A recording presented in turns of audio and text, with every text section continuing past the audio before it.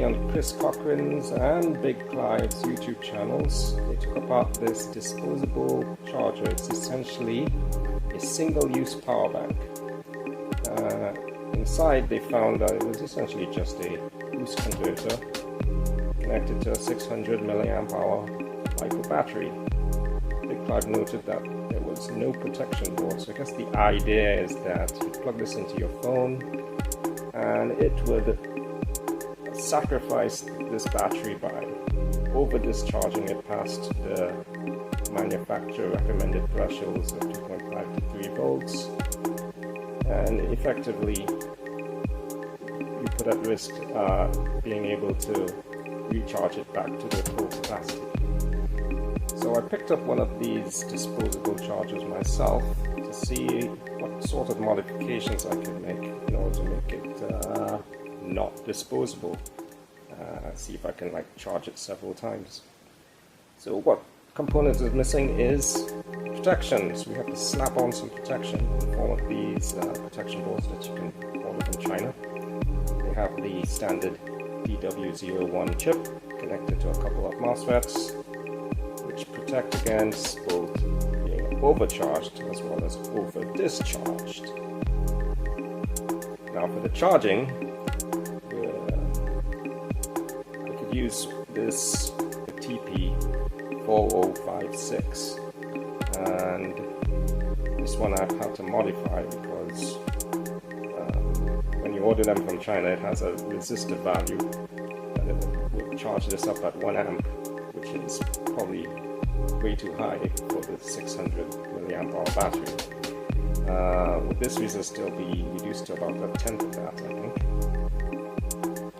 Now, this protection board has to be soldered in somewhere between the lithium-polymer battery and the boost board. Now, there is a version of the TP456 charging solution that actually combines both the charging chip with the protection. As you can see here, the protection chips are included on the same board as the TP456, and this I'm using here on this power bank because I accidentally put the battery in backwards and blew all the electronics inside, so I had to rebuild both the charging as well as the boosting part of it. And here's the final mod. I've managed to solder, well, I first desoldered the battery from the boost board. Now the Lithium-Polymer battery is soldered to the protection board, and the protection board is then connected to the boost board. And I've added these micro JSTs, so that way I can now plug in this TP456 charger.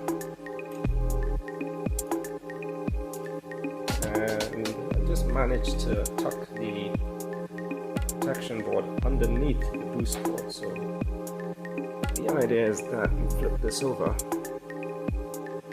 and there's the switch. You can actually just fit this in the existing container. So you can just about squeeze the battery in right next to it.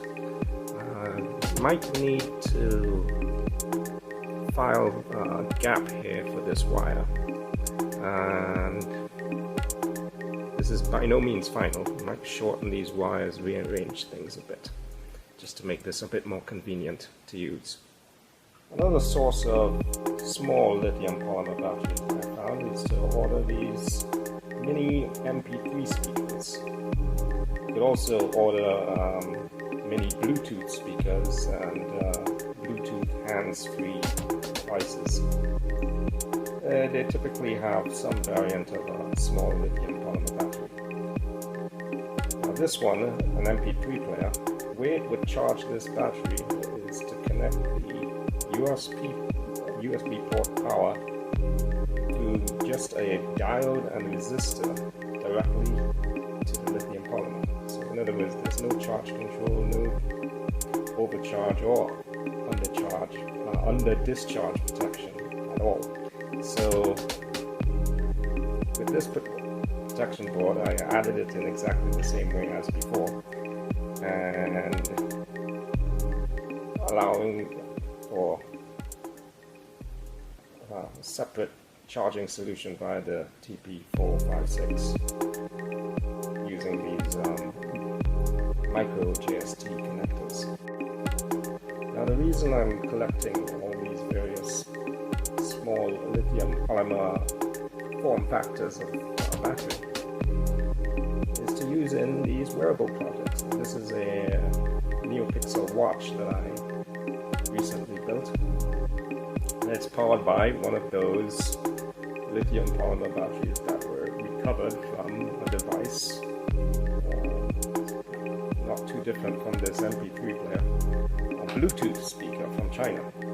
It didn't actually have a proper charging solution and had no battery protection, which I've had to add again in exactly the same way as before. I could have ordered these on the internet in bulk to save on shipping.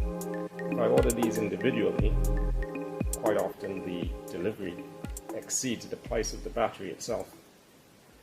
But the issue is that Royal Mail doesn't permit the shipping of batteries by themselves.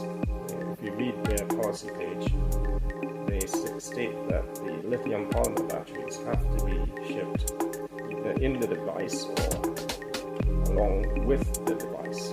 So ordering a Bluetooth speaker or a device that has the lithium polymer battery as part of it is one way of getting around that.